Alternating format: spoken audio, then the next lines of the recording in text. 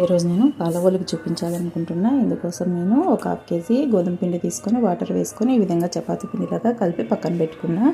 తర్వాత ఒక గంట సేపు నానబెట్టిన స్టోర్ బియ్యాన్ని, రేషన్ బియ్యాన్ని తీసుకున్నా.